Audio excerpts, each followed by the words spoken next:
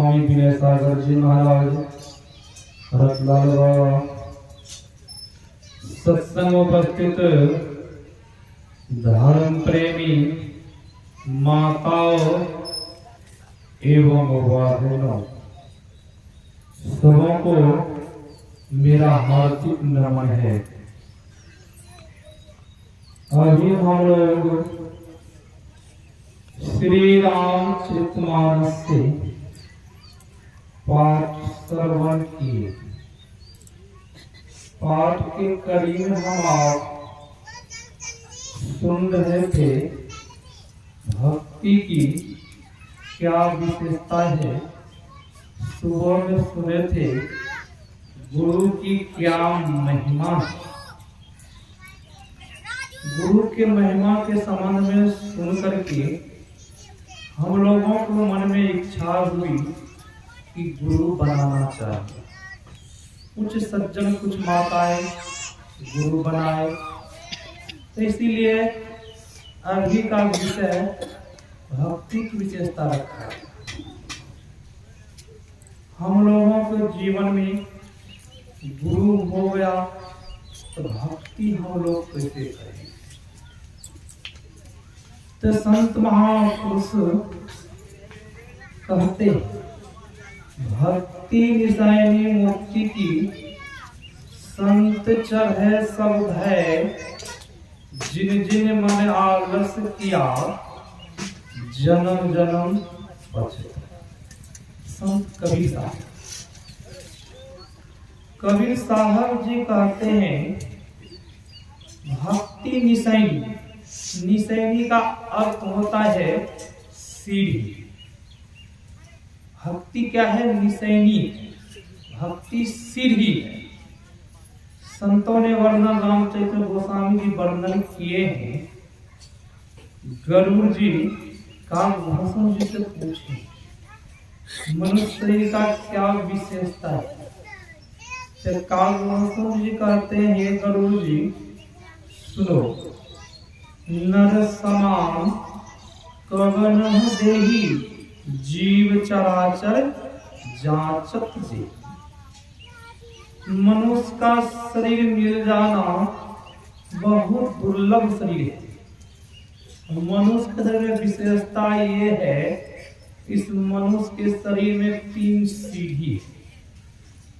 3 सीढ़ी क्या है? हम प्रत्येक मानव आंख बंद करते, आंख बंद करने पर जो अंधकार देखते हैं, वह काला पर्वत को देखते हैं, वही नरक की सीढ़ी है। संत महापुरुष का फिर जो जुक्ति जान करके, साधन भजन करके जो अपने अंदर में प्रकाश को पाते हैं, वही स्वर्ग की सीढ़ी है। जो साधक अपने अंदर में सार शब्द को पा लिया है, जिस तरह शब्द की उत्पत्ति हम लोग अंदर में, और एक शब्द परमात्मा के घर से ध्वनि आए, तो वही संत महापुरुष कहते हैं जिनको वह सार शब्द पकड़ा गया, तो सार शब्द ऊपर की ओर लेके जाता है। वह ऊपर की ओर अपने परमात्मा के धाम से वह शब्द आए, वह शब्द परमात्मा की तरफ खींचता है। उसमें खींचने का गुण होता है, शक्ति होती है। वह अपने तरफ, जिस तरह चंबुक में शक्ति होती है, अपने तरफ खींचती है, लोहा को अपनी तरफ खींच लेती है शक्ति के द्वारा। उसी तरह शब्द में शक्ति है, वो अपने तरफ वही शब्द जिनको पकड़ा गया, वही काकभूषण जी का है, वही मुक्ति की सीढ़ी है। 3 सीढ़ी इस तरीके। वही अब हम लोग अभी भक्ति के संबंध में सुन रहे।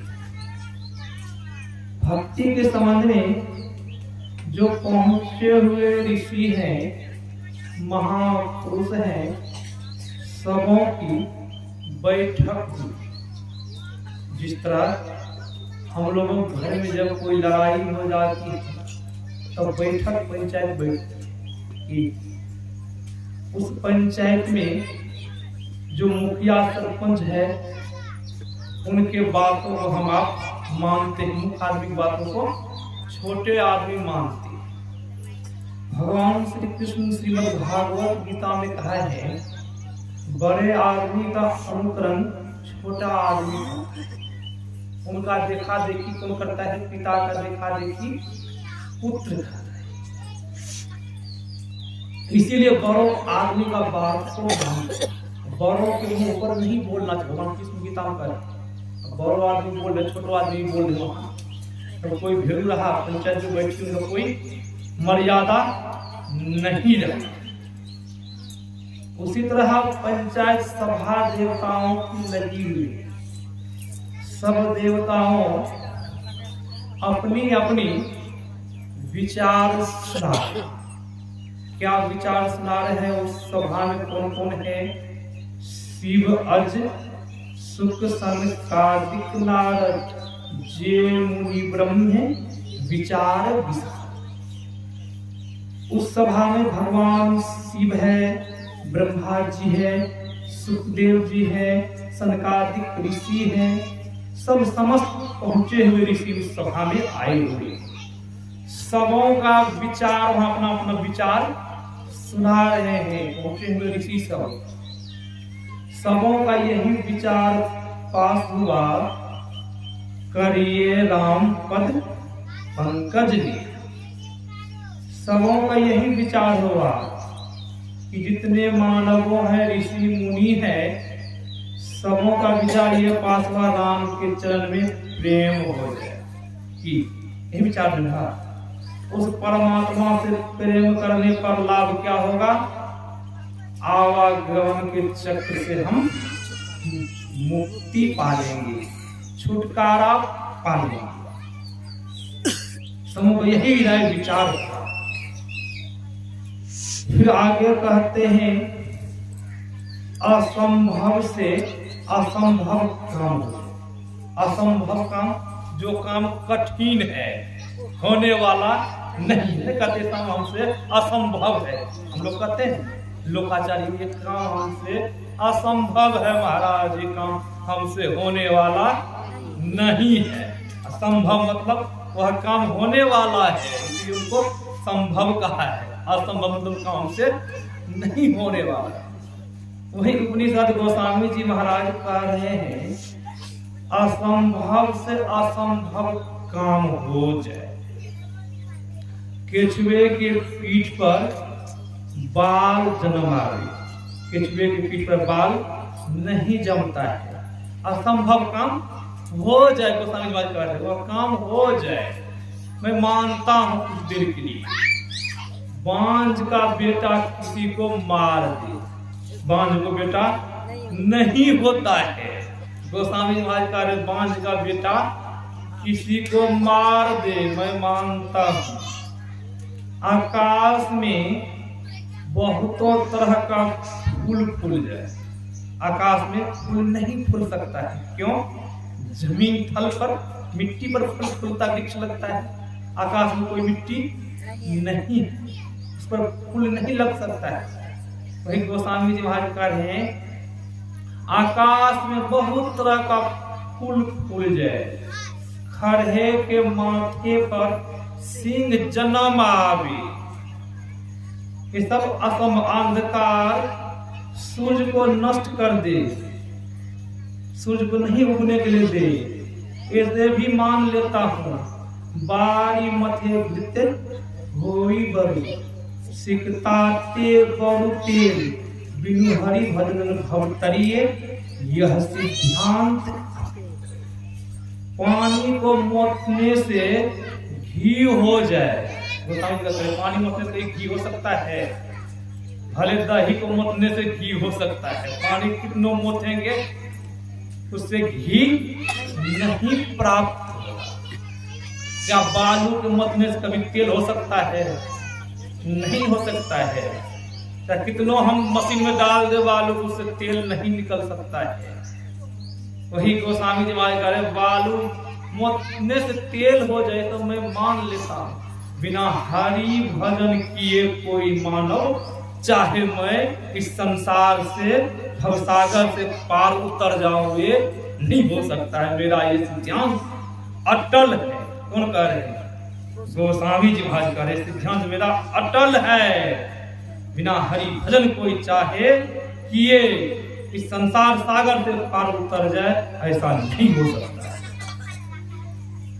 तो वही हम आप लोग सुन रहे थे, संत महापुरुष कहते मानवों का शरीर तो पाए, इस शरीर बहुत सुंदर है, इस शरीर से जब हम आप भक्ति भजन नहीं किए, सुमरन नहीं किए, तो शरीर पाना बेकार। संत महापुरुष चेताते ऐसे ऐसे भक्त हुए, उनके यहाँ भगवान शिव भी सगुण रूप में आए, ऐसे ऐसे भक्त हुए अपना भारतवर्ष में। भगवान को भक्त के सामना झुकना पड़ता है और आना पड़ता है सगुण रूप में। आप लोग महाकवि विद्यापति के नाम सुने होंगे। महाकवि विद्यापति बहुतों कविता लिखी, बहुत बड़े कवि। उनके यहाँ भगवान शिव के भक्त थे, उगना।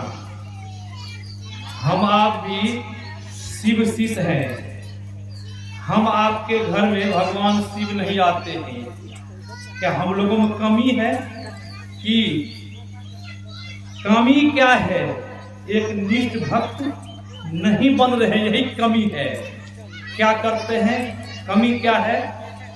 थोड़ा भगवान शिव के मंदिर में गए, इच्छा प्रकट किए, इच्छाएं की जब पूरी हो गई तब तो भगवान शिव के गुणगान गाते, कि भगवान शिव के असज्ञान को गाते हैं। कहीं भगवान शिव के भक्त हैं, भगवान शिव को मानते हैं, कोई मनोकामना इच्छाएं पूरी नहीं हुई, तब क्या करते हैं? पूजा करना ही छोड़ देते हैं, भगवान शिव को मानना ही छोड़ देते हैं, गुरु बदल लेते हैं। तब भगवान विष्णु को मानने लग जाते हैं, विष्णु भक्त बन जाते हैं, बहुत दिन तक विष्णु की पूजा करते हैं, विष्णु मंदिर जाते हैं, कोई इच्छा भाव प्रकट करते हैं। इच्छाएं की जब पूरी हो गई तब तो सबों के पास बखान करते हैं, कि बखान ये करते भगवान विष्णु शक्ति बहुत है, दूसरों को भी चाहते हैं जोड़ दे उनसे, कि ऐसा प्रेरणा करते हैं। कहीं जब इच्छाएं की पूरी नहीं हुई तो भगवान विष्णु में शक्ति नहीं है। अब दूसरा गुरु तीसरा गुरु खोजते फिरते, कमी किन में है? हम में कमी एक निष्ठ। इसीलिए परमाराज गुरु महाराज जी कहें, हम लोग सुबह सुबह पाठ में गाते, एक सर्वेश्वर पर अचल विश्वास, पूर्ण भरोसा। क्या हम लोगों का अटल विश्वास रहता है? पूर्ण भरोसा। जब पूर्ण भरोसा होता एक सर्वेश्वर ईश्वर परमात्मा पर, तो कभी कोई घर में बीमार पड़ता है तांत्रिक के पास नहीं पहुंचेंगे, कि ओझा के पास नहीं पहुंचेंगे। बहुत ऐसे हैं, थोड़ा सा भी बहुत हमारे गुरु महाराज जी के शिष्य भक्त हैं, थोड़ा बहुत बीमार पड़ा, अब गुरु महाराज जी के पास कामना करते हैं, इच्छा जब पूरी नहीं होते हैं, कहाँ चले जाते हैं? फास्टर के पास, ईसा मसीह के पास, उनसे भी झाड़ फूक करवाते, उनका बहुत गुणगान करते हैं। तो विश्वास रहा? विश्वास नहीं रहा तो विश्वास कैसे करे? चाहे ईश्वर जो करे, मारे राखे जो करे, तब विश्वास रहा। एक ईश्वर विश्वास। गाने के लिए हम लोग गाते हैं, समय आने पर विश्वास नहीं रहता, भूल जाते हैं। भगवान शिव उगना के रूप में, बच्चा के रूप में आ जाते हैं महाकवि विद्यापति जी के यहाँ। महाकवि विद्यापति से भगवान शिव कहते हैं, महापति विद्या कवि, आप मुझे नौकरी रख लीजिए। महाकवि विद्यापति ने कहा, मेरे यहाँ काम बहुत कम है, काम नहीं। तो भगवान शिव बहुत जिद करने लगे, मैं आपसे पैसा नहीं लूंगा, मैं फ्री में रहूंगा। महाकवि विद्यापति कहते हैं, उगना से मैं एक बार अपनी पत्नी को पूछ देता हूँ, जब पत्नी कहेगी तो मैं रख लूंगा।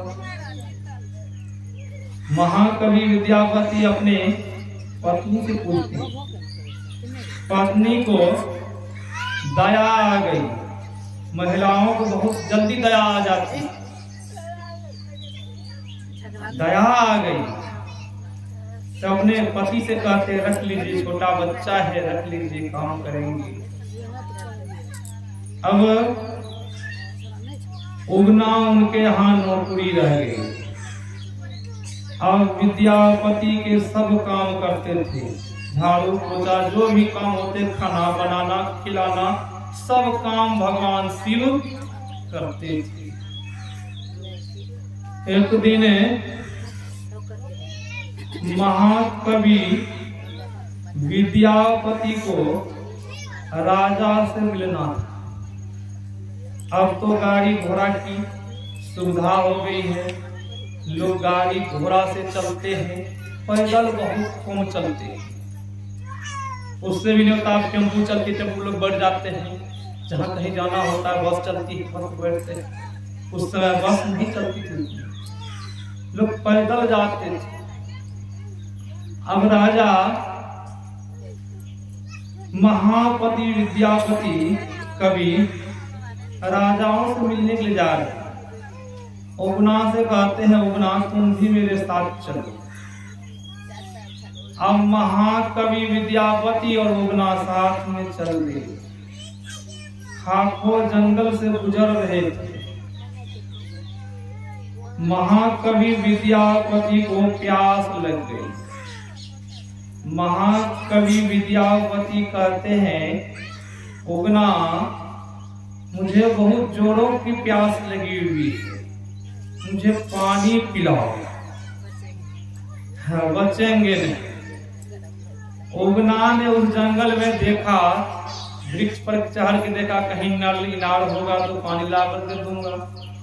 कहीं उस जंगल, खाको जंगल में ट्यूबवेल, नदी, कुआं नहीं था। उगना ने सोचा, कहीं नहीं नदी, कुआं, इनार है, अब क्या करूं। उगना ने ऐसे हाथ बढ़ाया, हाथ में गंगा जल आ गया। गंगा जल लेकर के महाकवि विद्यापति के पास पहुंचते और गंगा जल देते।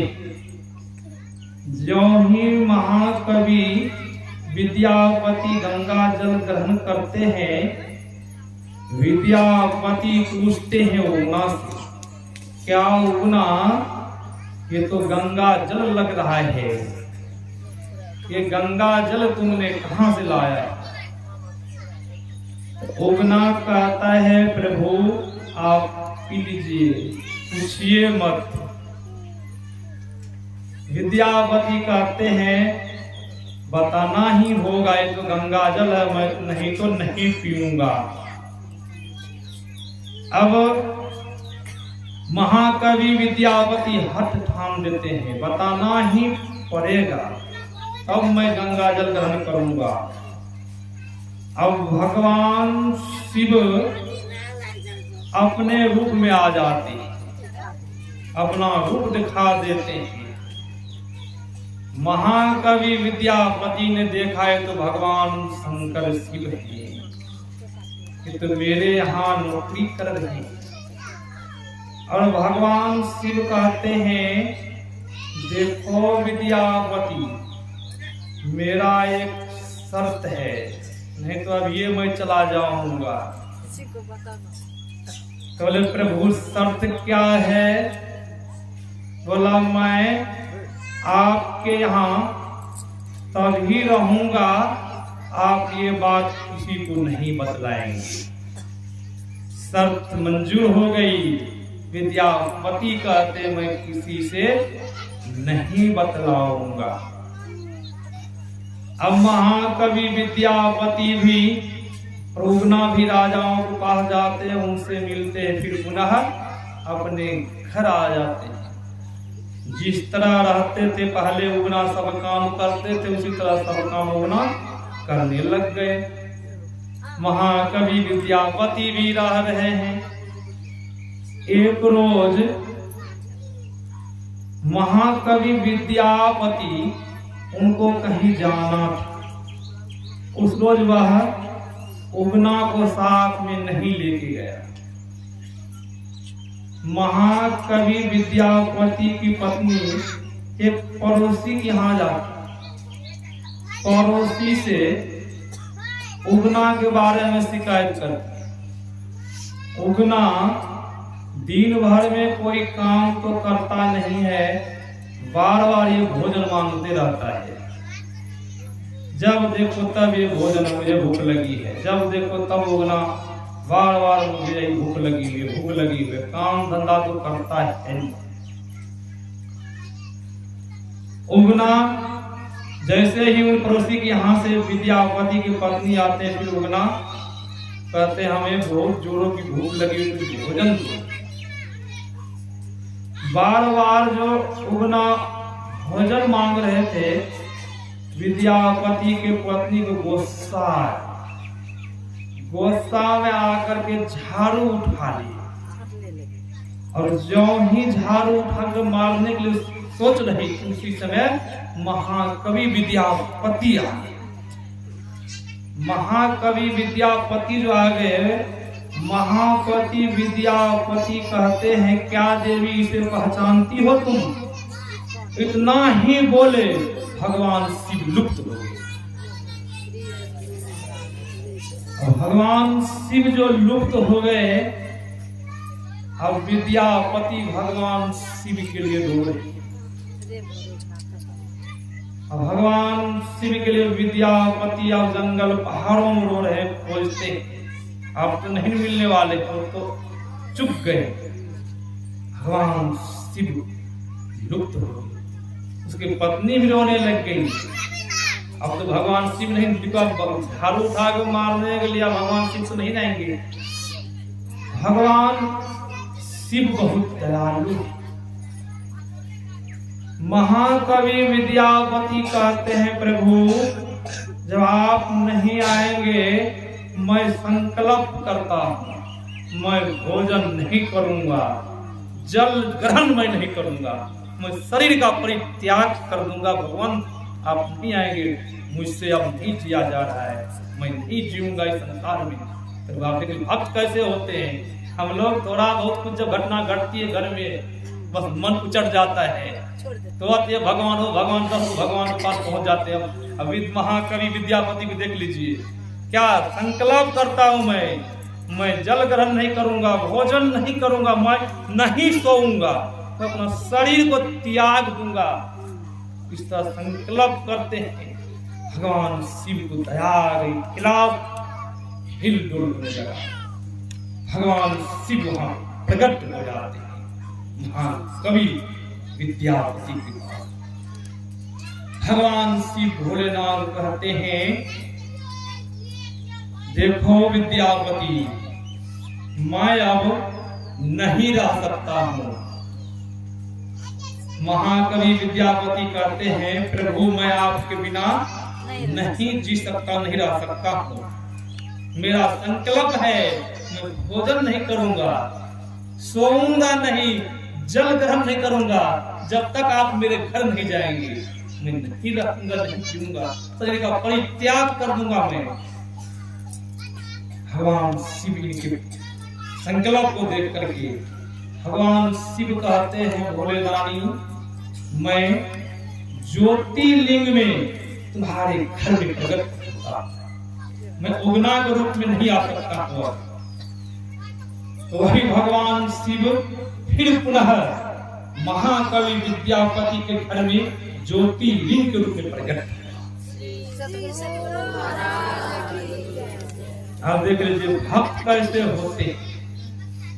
हम लोग का संकल्प गिर नहीं जाता है, डोल मोल करने लगता है, डोलने लगता है, कभी इधर कभी उधर।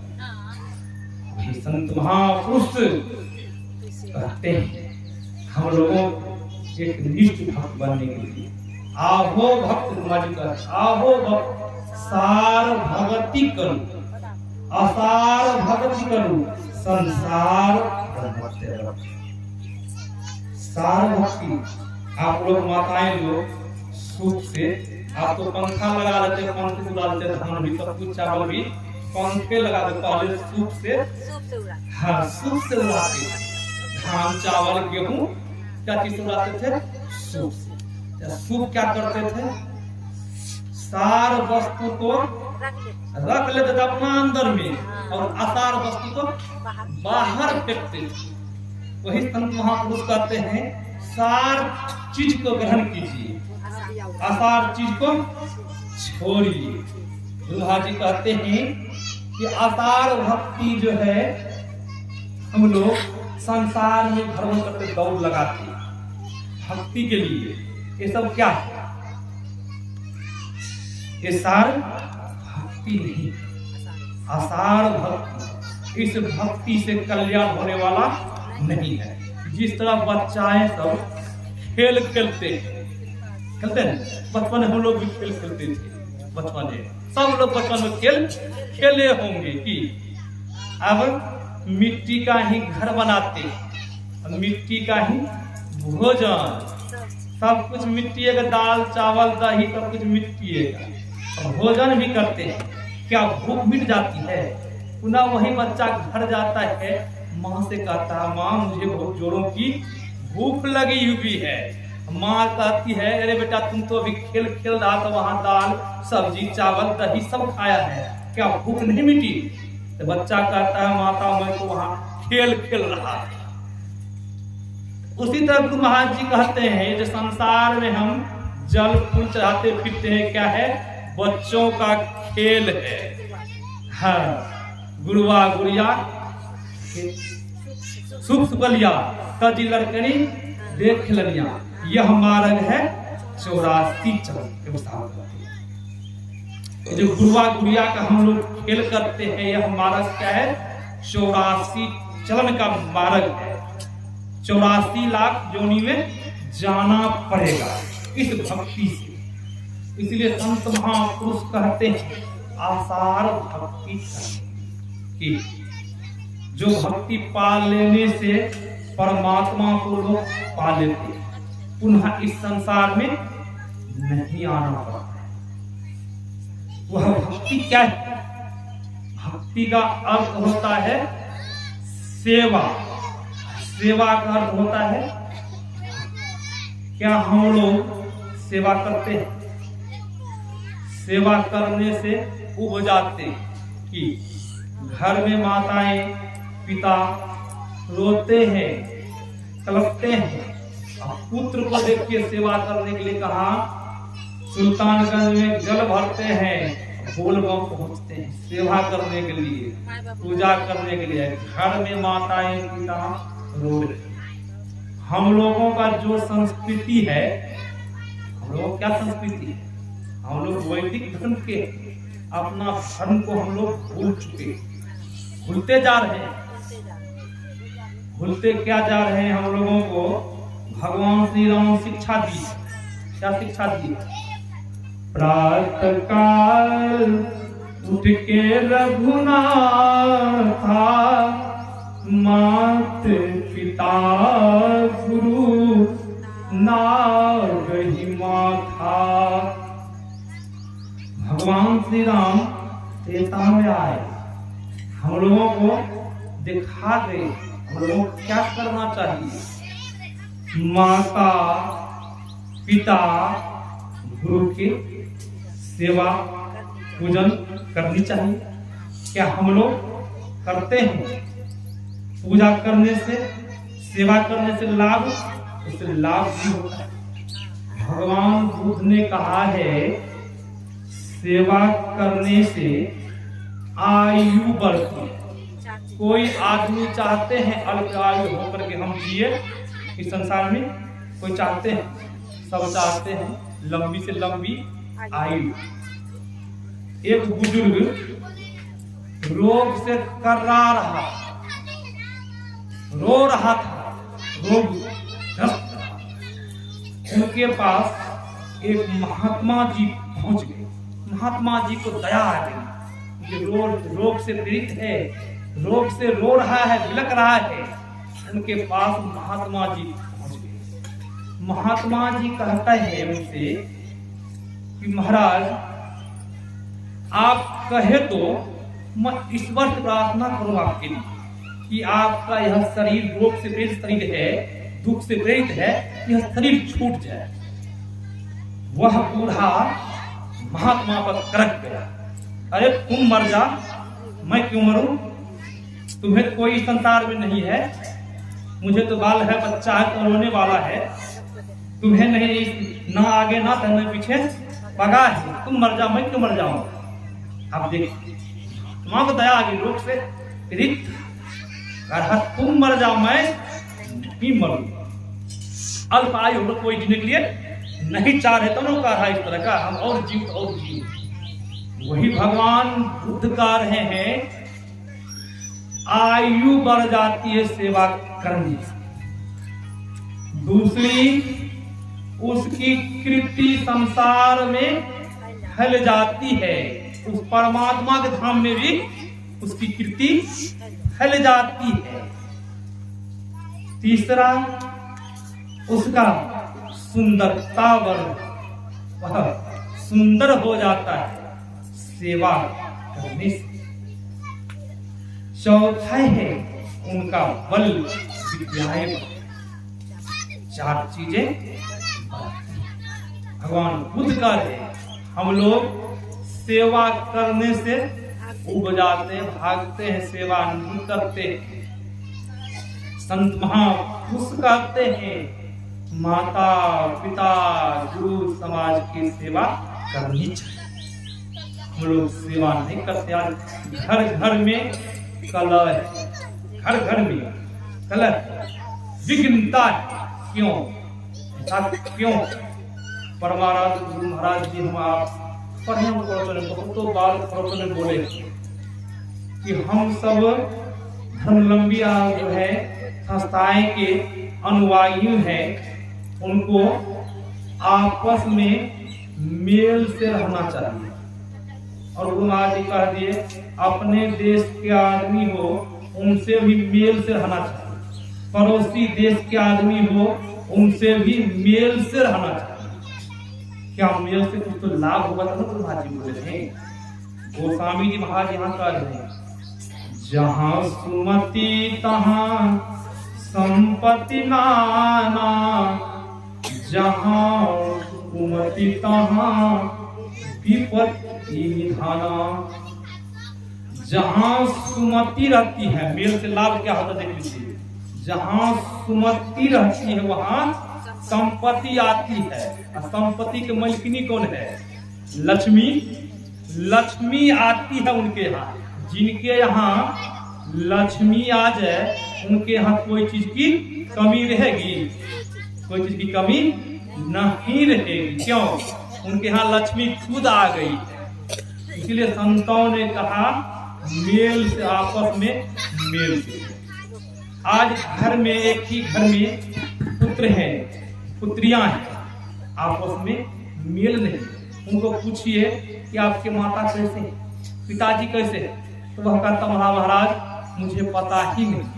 ये घर में है, दूरी बनी हुई, एक ही घर में है, दूरी। क्यों? मेल नहीं है। और मेल है, प्रेम नहीं है, और प्रेम है, इसीलिए दूरी बनी है। जहां कुमति तहां विपत्ति निधान।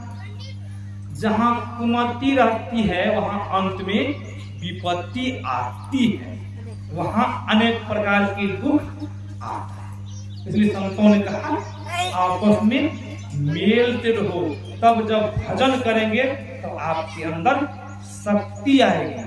जो शक्ति अंदर में आएगी तब क्या होगा, प्रकाश होगा। प्रकाश से फिर आपको आगे चलने का बल मिलेगा। उससे खर्चा नहीं करना, जो आप कमाए तो खर्चा कर दिए, नहीं।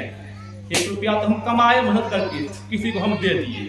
किसी ने हमको प्रणामी में 10 रुपया प्रणामी में दिया, अभी 10 रुपया चढ़ाया, किसी को हम दे दिए, तो मेरे पास तो नहीं ना बचा कि बच गया। अभी मधु जी है, 100 रुपया हमको दे दिए और किसी को हम दे दिए, फ्री में आया फ्री में दे दिए, तो कुछ बचा मेरे पास नहीं ना बचा।